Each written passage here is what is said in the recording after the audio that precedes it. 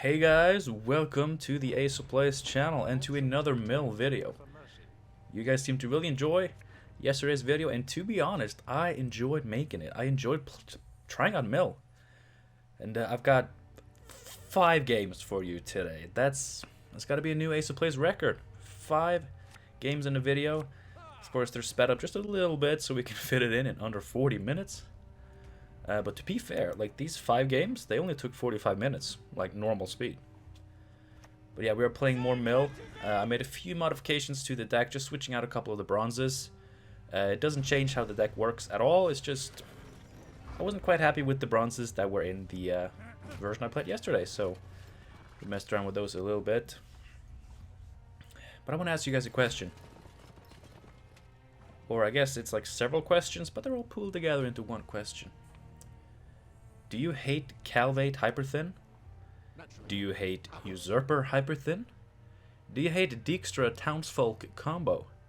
Do you hate Ardal Hyperthin? Or do you hate Voltest? Well, no matter how many of those go for you, watch this video. Because, I mean, I just wanted to sit down and try out mill a little bit, maybe get a couple of good games to show you guys, but holy shiz. I got more than a couple of good games. Yeah. Anyway, like, yesterday I did my talking about mill, and today I think I'm going to focus a little bit more on commentating the gameplay. But first, I just want to say thank you so much for the response to yesterday's video. It was great. I was surprised to see how many people really enjoy mill and think that it's a good archetype, that it's a cool control deck. Even people saying that it's shitty to play against, but it's fun to watch. It's fun to play yourself. So I was surprised because, like, you know, I'm an open beta player, and back then mill was like the cancer. But now it seems people are warming up to it, and you know what? I am too.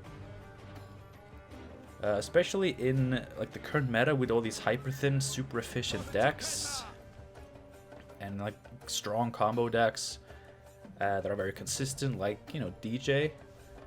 It's good to have something that counters that, you know. It feels good. So I just want to say that, like, I have definitely warmed up to mill after yesterday's video, and maybe a lot of you have too, and you're back for more.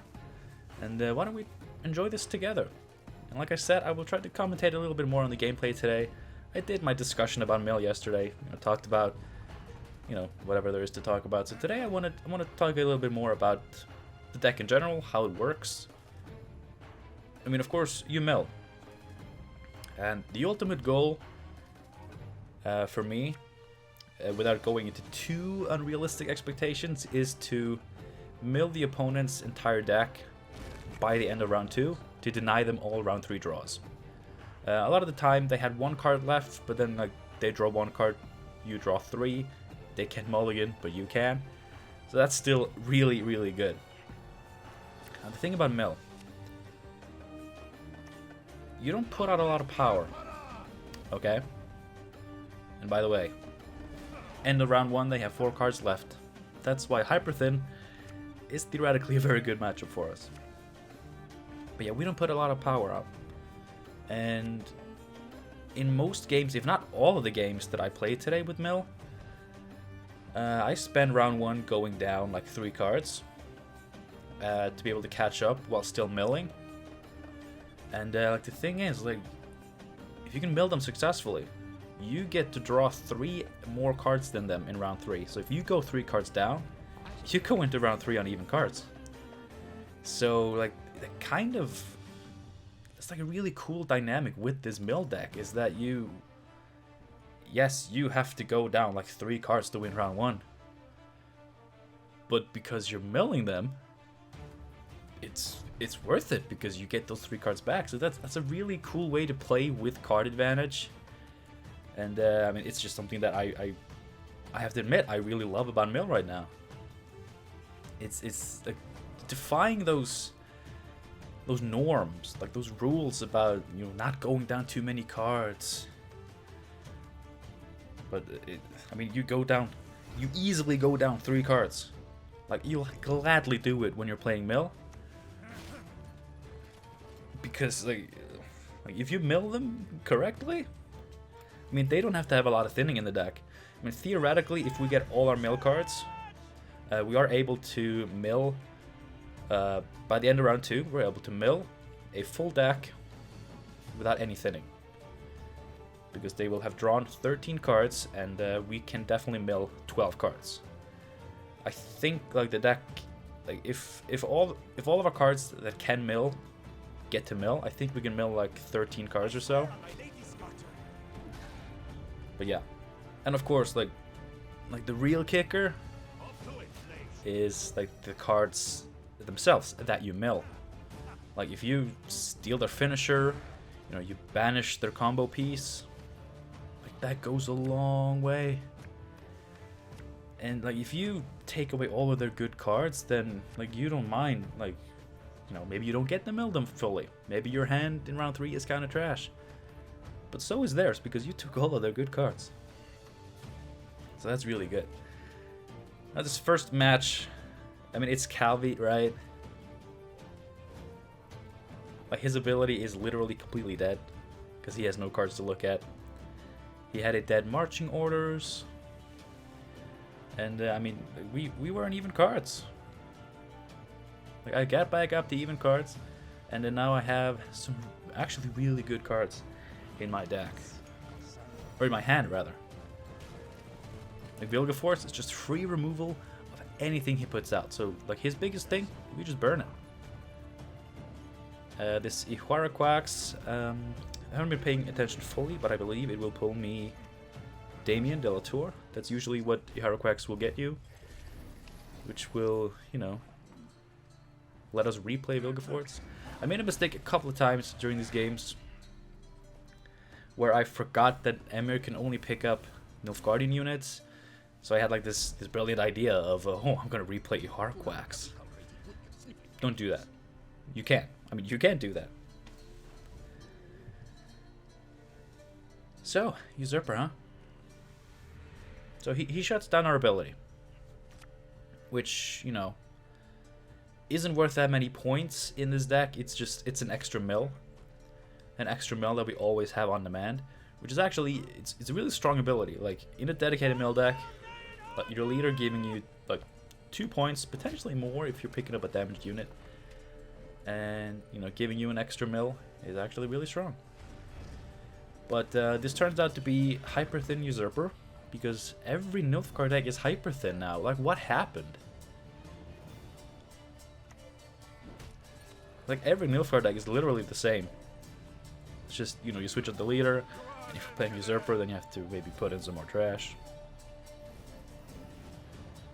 But, like, the thing about Usurper, like, even if it weren't hyper thin, like, Usurper has to play so many bad cards at the bottom to fit in good cards at the top. So if we can mill a few of those good cards, we don't mind him drawing some of those worse ones. Admittedly, we're in a similar position, because this deck actually runs a lot more 4 provision cards than I normally am comfortable with. But I mean, they're fairly decent though. Like, a Magnet Division, it's a pretty good engine. A couple of Nausicaa Sergeants, really good engines. I put in some Samums. You know, can still remove a few bronze engines, but the movement can also really help you out. First, Tourney Joust is like one of the best removal cards in the game, and we have a couple of those in my graveyard. And yeah, it's just it's, and like even the one what's it called, Arbalest, like the guy that banishes a card from either graveyard. Like, you know, he'll get you a Roach, he'll get you a Flying Redanian, a Bersodi Brother. Otherwise, he's mulligan fodder. So like, it's not like this deck really represents, you know, a big part of what has been Nilfgaard's identity, which is just they can do a lot with 4 provision bronzes. So yeah, we're gonna steal his Tibor, because they all play Tibor now. Because hyper thin, la la la. So we're just gonna discard his Tibor, because we don't want him to have that.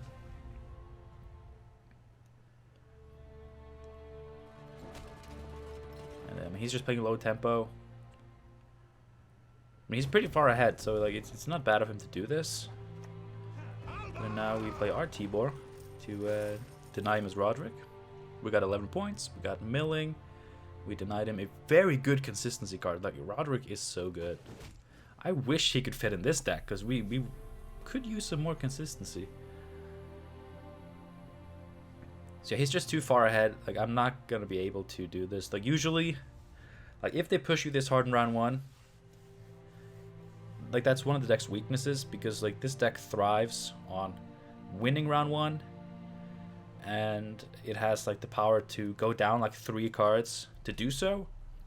But, of course, in a case like this, like, we can't go down 3 cards to win this round, so we just have to forfeit it. But we did do a lot of thinning, and, of course, milling, and, of course, he milled himself quite a bit, which is always very welcome.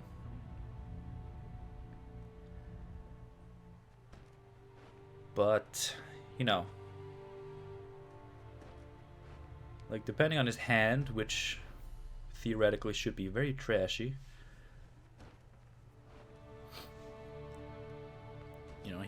he's probably gonna pass, right? That's the idea.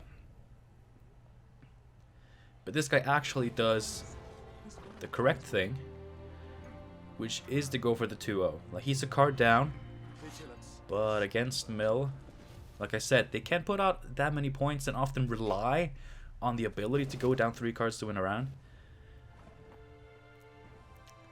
And honestly, if I had been more proficient with this deck at the time of playing this match, I probably would have tried to mulligan for a better hand, expecting the bleed, because that's definitely the right way to go if you're playing against Mill.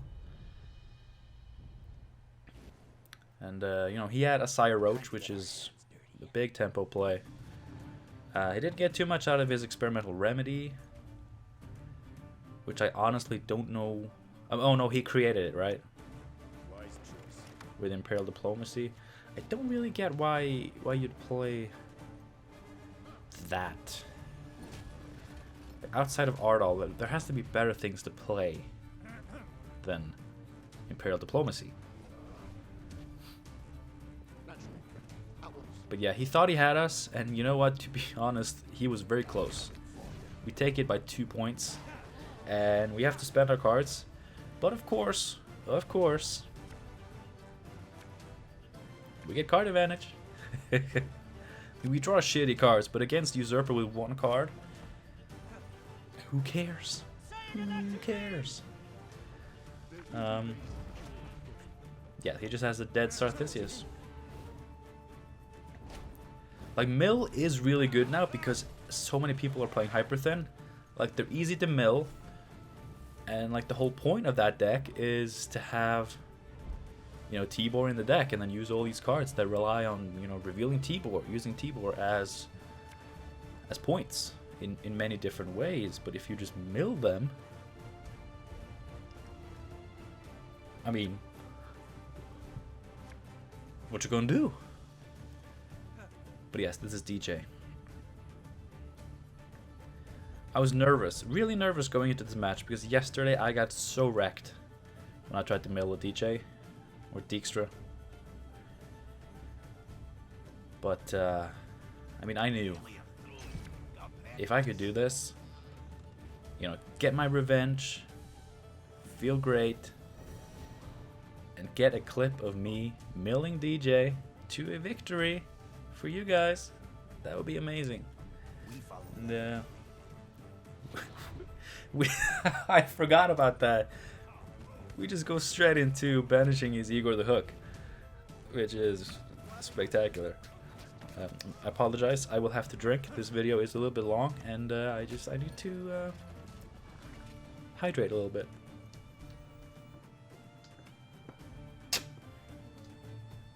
There we go, sorry about that. So this guy spends his Mariels in a very terrible way. And I wanted to emote thanks because he enabled my Necromancy in exactly the way I want to. And there goes the town, folks. I mean, he still got a second one.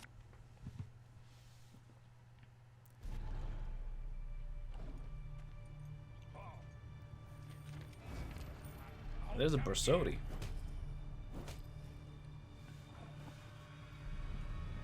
There is a Bersodi.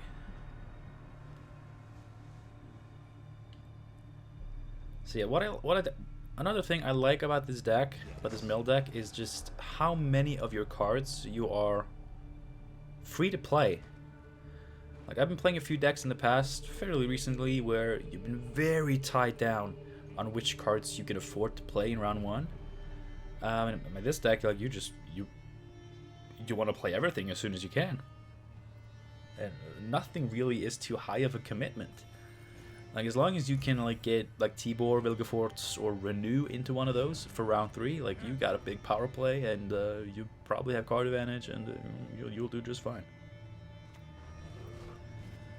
So yeah, I mean, I let him have that Redanian because, of course, if I had discarded that for him, he would have just gotten it back. And, you know, now he thins his own deck for me. Yeah, the really great thing about being, you know, gladly going down 3 cards is that you can play cards like Damien and Isbel completely safe. And you don't give a shit. And bye-bye, Philippa. Philippa's OP. Needs to be nerfed. And of course, I'll take the Kingslayer. And yeah, we just keep going. Yeah. We just keep going. Like, I don't care. Like, I'm 3 cards down now. Then I have to play this, and I'm 4 cards down. And I take the pass. That might have been unnecessary. Like, I could have done this probably going just 3 cards down. Because he's at 10, I'm at 6. So he... Even though I draw 2 more cards than him in round 3. I mean, 3 cards more than him, because we have the bleed. Like, winning round 1 and being able to bleed with just playing a shit ton of mill cards is awesome. But even with drawing 3 cards more than him, would still be a card down, which is a shame. He does give me potential pass there, but of course, if I don't mill his last card, then it doesn't matter. So I have to take his last card, which is a trashy card. I mean, that was just a -1 point play for me, but I mean, who cares?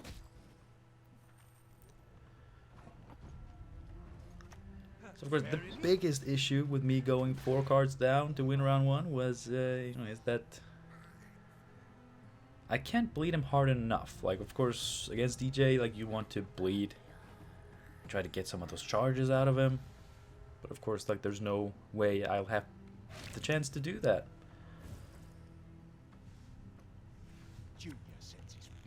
Which is a shame. But of course, like, I'm just playing my trashy cards here because they're not worth that much going forward, you know? And I think I'd just rather get as many cards out of him as I can. Yeah, I'm just looking at what I'm gonna get. I'm gonna get Iharaquax. And I wonder, is this the game where I mess up? In one of these games, it might be this one. I think it is this one. I mulligan Tibor because I'm gonna draw Iharaquax. Because I think Iharaquax is gonna, you know, get out Tibor guaranteed. Because, you know, it used to do that. Like, that's the combo they used to do when Tibor cost 10. But he costs 9 now, which is the same as Vilgefortz. It's the same as Stregobor. I'm pretty sure this is the match where I do that. Yeah. Bye.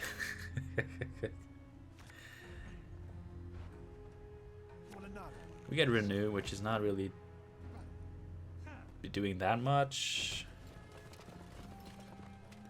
But yeah. Let me just check this out, guys.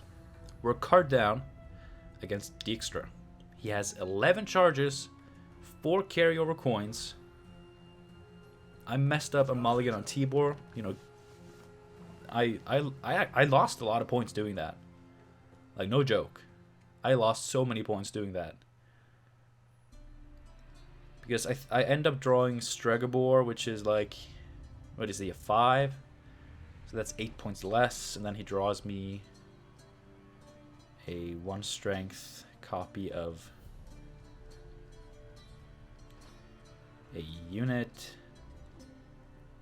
I think I draw Vilgefortz though, which is really good. Without hesitation. I think. No, wait, that doesn't make sense. I don't draw Vilgefortz. I'm sorry, guys. I played so many games with this, and they kind of all blend together because you're just solitaring it up. Mill. So yeah, here I'm thinking, oh, if I get back Damien, I can get my leader back, and I can replay your Horrorquacks. Doesn't work that way. Dead Royal Decree.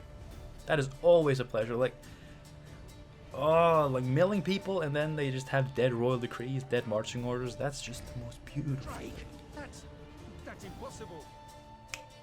Yeah, because Stregobor goes on the melee row, so he's not even.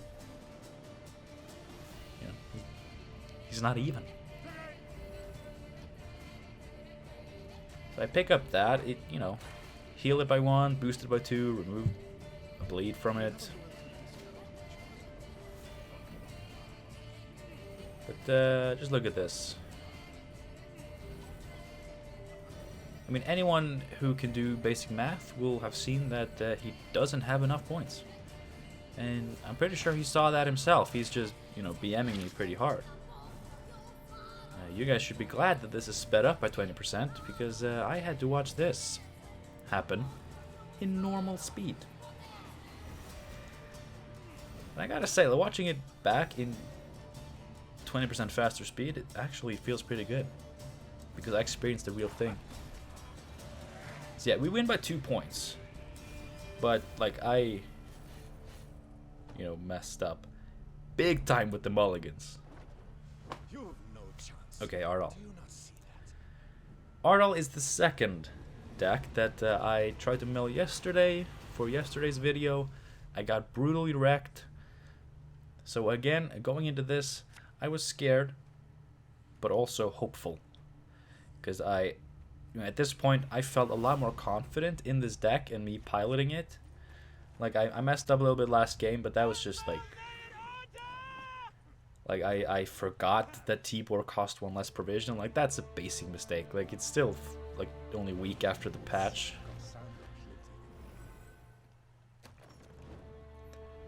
But yeah, I was hopeful. Because like I was getting fairly close to ranking up at this point, and I really wanted to get a clip of me milling Ardal for YouTube. Because I love you guys, and I want you to come to this channel and find some hilarious, entertaining content. And as you can see, this guy is, you know, doing our job for us. He's milling himself pretty hard.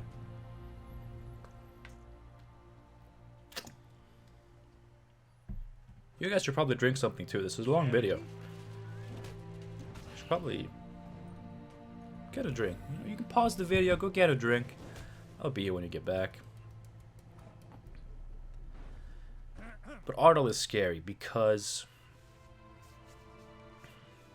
like, the main reason I lost to him yesterday, despite milling him successfully, is just the amount of raw points that he can put out. Ooh. His ability, like, we have a lot of 5 strength cards that do a lot for us that he can just seize. But he uses it now to seize Stregobor.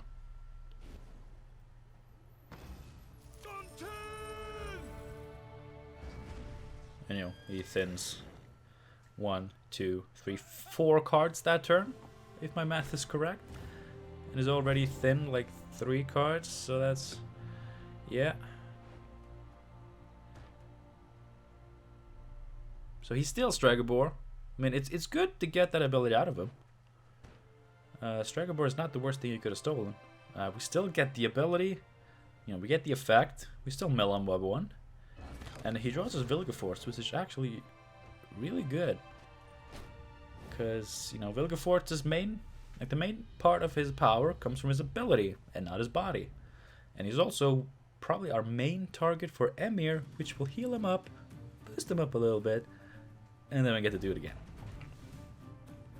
So I did not mind that at all. Our opponent is far ahead. So far ahead.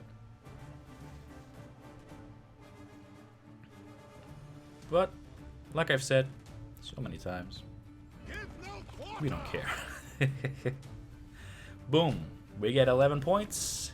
He gets a dead Menno. That's a pretty nice way to catch up a little bit. So, yeah. Haraquax. We're gonna get a Damien. Next turn I'm gonna Viper Witcher. Use Emhyr to heal up the Viper Witcher. Do it again. Get my ability back so I can double Vilgefortz later. This is actually... Like this... Like these 3 turns here.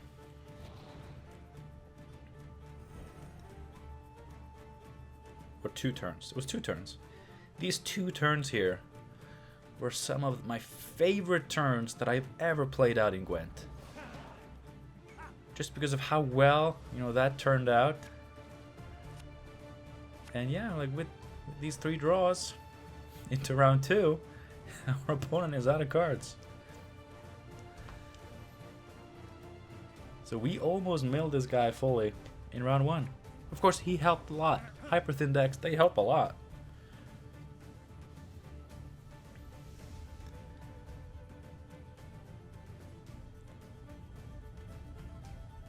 So, I think I just bleed here. It's always nice to banish the Roach.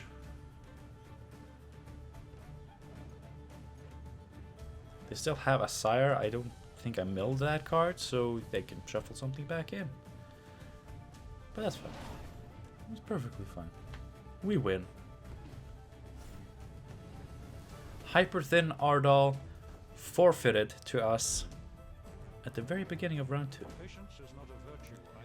Alright, this is the last game of the video. Let us all take one last sip together and watch me mill Foltest. Now this Foltest, I don't think he was as all in on the commandos as a lot of Foltest decks are. But he is playing Draug. And he is playing commandos. It just... He didn't do much with them. And I didn't see a Pavetta at all. So I don't think he's that deep into the combo. Which, I don't know if I can respect that. I mean, you gotta go all in.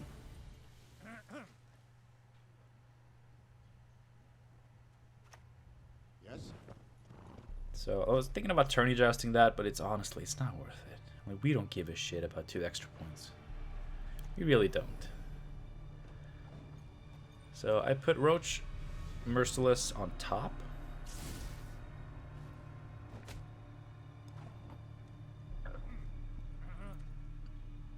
And I'm actually... I go with Stregobor first. Because I want to... It's actually a mistake, because that Stregobor would allow him to draw Roach Merciless. And I put it on top so I could draw it. So that was another misplay by me. Although, I mean... He would have self-kirked my Isbell if I'd play that instead. And now... I get to do it. Feels good. So there we go. He gets a tourney joust. That's fine. We don't care. And I'm just gonna kill that Lance Connect.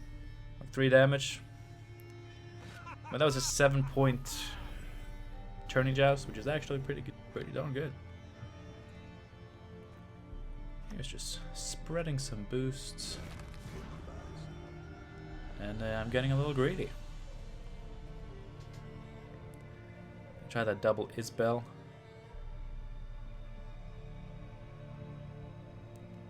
Someone asked yesterday if Letho Kingslayer was worth it. King Slayer, not King Layer. I don't know if I said it right. And honestly, like it's not a card I'm fond of playing. Like, I actually don't really like playing that card, so I was working on a version of this without Letho Kingslayer, but I ended up like going against it because we have 3 excellent targets for him to copy in this deck, and yeah, like milling is what we do. So I kept him in, and he definitely performed a lot better for me today than he did yesterday. Not that he was bad yesterday, but today, like, I think it's because I've had more practice and I'm better with the deck. I understand it more. But a lot of the cards I feel performed a lot better today. So I'm not complaining. And I did like Letho Kingslayer a lot today. He did a lot of good stuff for me.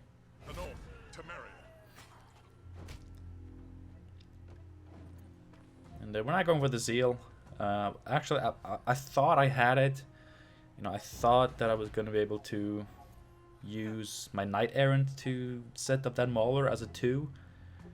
But I mean, obviously he was at 5 strength, so I only dealt 2 damage. But we take it. We take it a card down. 1 card down, not 3. 1. Because this Foltest player, he probably had some bad draws, because he did not put out a lot of power at all. But we get a lot of mill. And of course, looking at this boy, he still has 10 cards in his deck. That's not easy. That's not easy to deal with at all. I live to serve you. But we're just gonna bleed him. That's what we do. We're just gonna bleed him. We're gonna put this Sabrina on top so we can Viper Witcher it. And then, you know, I Cantarella his Vincent. I don't get a lot of points from it, but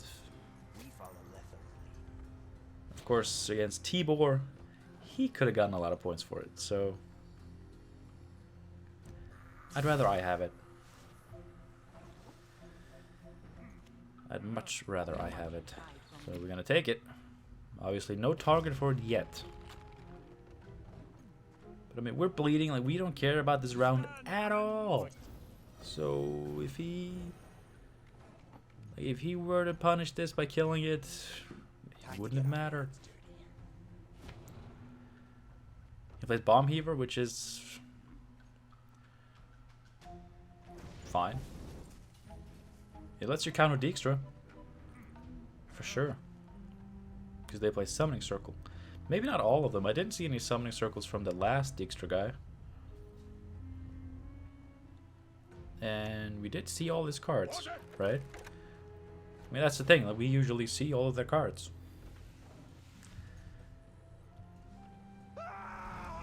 Yeah, we just do this. I was planning on passing here, but that Vandergrift, not a fan of that.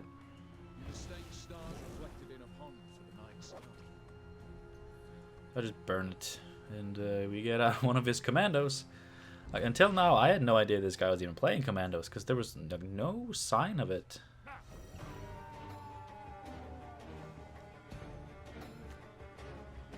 And I play Vilgefortz again. I was thinking about playing Tibor, but honestly, against this player, it seemed that just a straight up 13 points from Tibor would be better than burning something with Vilgefortz in round 3. And of course, he's playing some massive cards now. But yeah, I don't want to play Tibor here. Like, I need some points in round 3. Of course, we only need one mill card,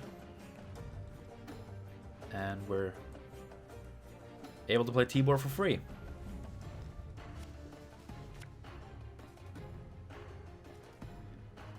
And we have, you know, Treyarch, so that's our 1 mill card. And then we get a free Haraquax. He has a dead portal. I mean, that's like the best part of this deck. Like, you go into round 3, you look at your hand. It may not always be the best, right? Maybe you're still a card down somehow. But then your opponent just plays a completely dead thinning card. And it's the best feeling in the world. It's an amazing feeling. So we take his final card. It was Illyrian's Lands Connect. A potential 7-point play, so I'm glad he didn't have that. Here we get our... That was a 10-point play.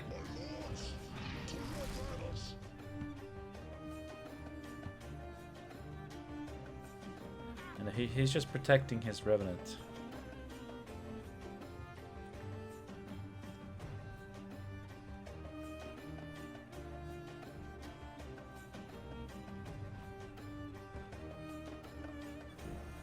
Yeah, so us getting that leader ability again. This was another case where I thought maybe I could do it with a Haraquax, but it doesn't work. But like our leader with 3 points. But it's fine. And he just has another K20 Knight, so there you have it. 5 games in a row. Winning all of them.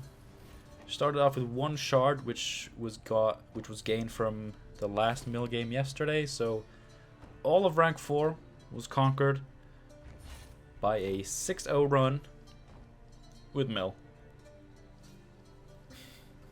I don't know what to tell you guys. Mill, I mean, right now, as long as these hyper thin decks are so prevalent, play mill. Mill is really strong right now.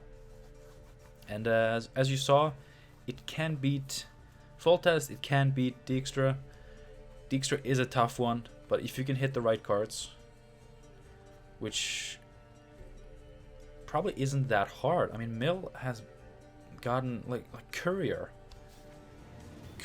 and to a certain degree Traherne that allow you to actually see what's going on, like see the order that cards are being able to maybe manipulate which card is on top.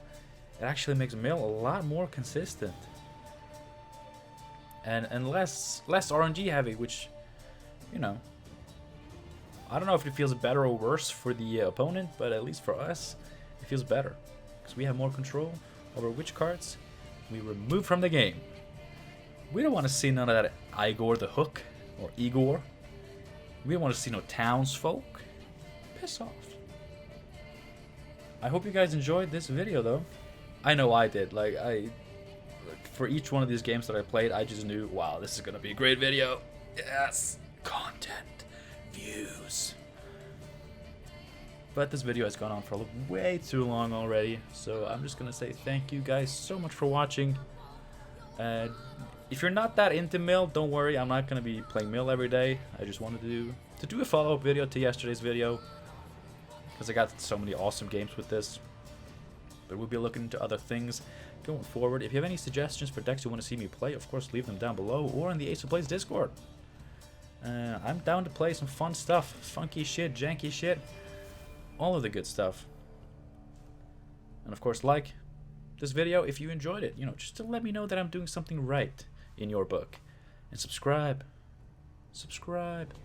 We're really close to 2,600. We're on our way to 3,000. There's a good chance we'll hit 3,000 by the time the channel is 1 year old, which would be really awesome if we could get there. So subscribe to my channel for more content. Thanks again for watching. Have a good one, guys, and I will see you next time. Bye.